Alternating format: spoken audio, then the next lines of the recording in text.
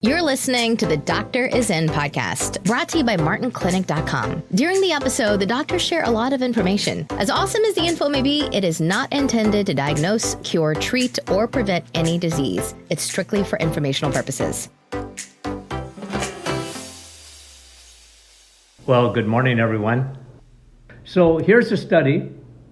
A 2019 study found that statins, which is cholesterol-lowering medication, is associated with cognitive decline. So statins, like the number one selling drug of all time are statin drugs, Lipitor in particular. So Lipitor, the number one selling drug of all time. Imagine beating out antibiotics, beating out aspirin. The number one selling drug of all time is Lipitor. I talked to you guys about this last week, I think. Half of the population, over 50% of the population, over 60, is taking a statin drug. Guys, it's incredible. Think about that. Half the population over 60 years old are taking statin drugs. Now, guys, you know me. I don't go after medications. I really don't. I mean, if you call me, you got an infection, I'll tell you, take an antibiotic. I'm not telling you not to take drugs. You guys know me. I'm just telling you that statin drug, the one I usually pick on the most because it was faulty science from the beginning, and the more they study it now, statin drugs have made no impact, even though it's the number one selling medication of all time. It has made no impact, none, zero, nada, on heart disease. And I'm going to give you a few studies that came out in the last few weeks. The one that it came out in 2019, but it was just reported last week. So I couldn't even report on it. But they're saying that a 2019 study found that statin drugs are associated with cognitive decline. And I've said this in the past. You take statin drugs, it affects your memory. We got enough trouble with our memory, don't we? Especially if you're over 60 or whatever. What are we worried about the most? Alzheimer's and dementia and memory loss. And you have a drug that's now associated with cognitive decline. It's one of its major side effects.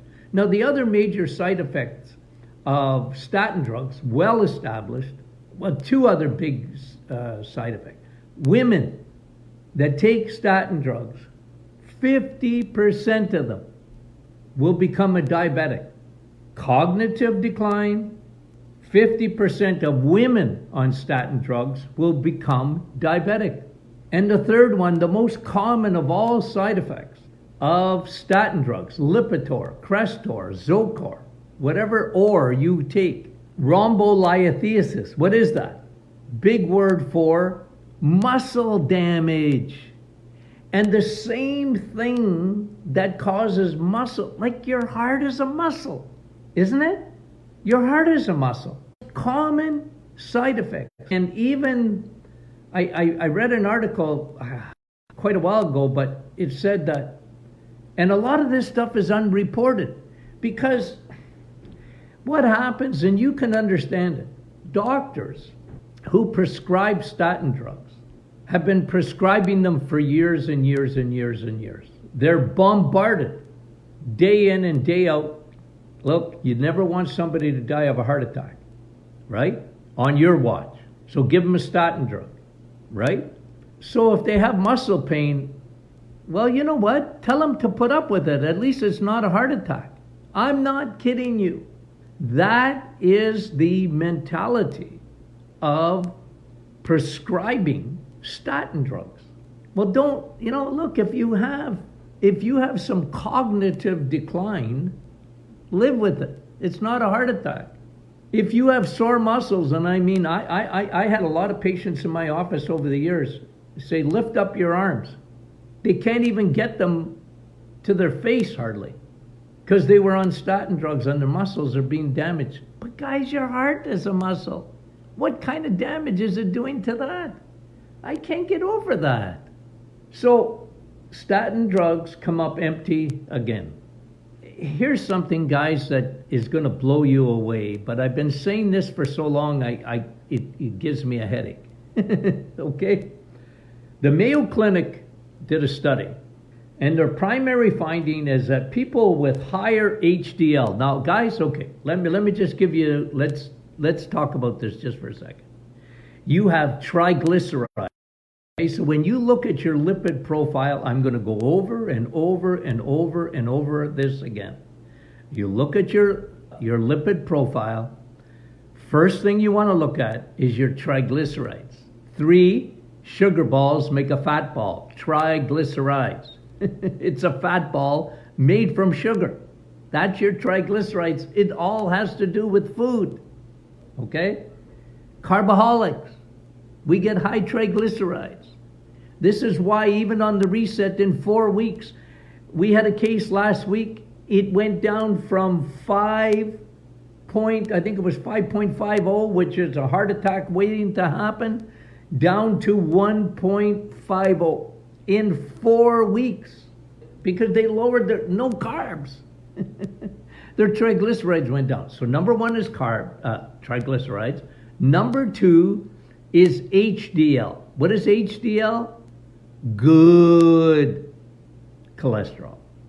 You want triglycerides this way down, and you want good cholesterol to go up. How do you get good cholesterol? From food. Elevate your eggs, meat, and cheese. So good cholesterol goes up. That's HDL.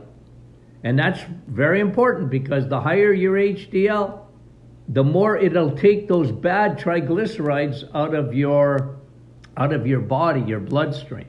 And triglycerides, by the way, are not just dangerous for your heart. They're dangerous for your brain. They're dangerous for your kidneys. They're dangerous for your eyes. Anywhere where you have circulation, triglycerides, 3 fat balls, 3 sugar balls make a fat ball. So 3 glycerides, right? So you want to lower your triglycerides, and you can only do that with food. Well, as a matter of fact, there's a new drug, and I talked about this, Visipa. They say they can lower triglycerides. It's fish oil. Yeah, eggs, meat, and cheese. And meat is fish. Fish is meat. Okay, in case you were wondering if you can have meat. Yeah, you can have as much seafood as you want on the reset. Okay? I took my high DHA oil this morning. I had my fish oil this morning with my bacon and eggs and sausages to elevate my good cholesterol. Now, the third one, and I don't care if you look at it or not, I'm just giving you a study. I'm going to give you a couple of studies. Okay? Couple of studies this morning on your LDL. Now, LDL is the one that your doctor, by and large, that's the one he's interested in. Because they've been brainwashed to look at LDL, which is low density lipoprotein. They say it's your bad cholesterol. I never believed that. Biochemistry 101 says no, LDL is not bad. Your body makes it. But what statins can do is for sure lower your LDL. It will lower your LDL. You get on a statin drug, you're going to lower your bad, according to your doctor. And I love doctors, so don't come after me. But they've been trained this way. Lower the LDL. Lower the LDL, but now the studies are coming. Here they are. I'm going to read a couple to you this morning. Okay? Do we like the Mayo Clinic? Yep. Are they one of the top hospitals and research centers in the world? Yes, the Mayo Clinic. Here's what they said. The Mayo Clinic study, primary findings, people with higher had lower mortality rate. Higher LDL. The more LDL you have, according to the Mayo Clinic, in a new study, the better you are. This is after a heart attack, by the way. So when they hammer you with, if you have a heart attack Whether your cholesterol, and 90% of them, the cholesterol is completely normal, right? Their triglycerides were bad. Anyway, but you're going to leave the hospital or whatever, you're going to leave with a cocktail of medication. And one of them is going to be a statin, a cholesterol-lowering medication specifically aimed at your LDL, okay? But Mayo Clinic is saying that after a heart attack, you want to have higher LDL because you'll do better. Well, what is it? For years and years and years and years, hammer, the number one selling medication of all time. So, okay, here's the Mayo Clinic. Now Dr. Dayspring is a lipidologist. You know what a lipidologist is? An expert on lipids, fats, okay, cholesterol. He's the number one guy apparently in North America. Here's what he said. I'm going to quote him here.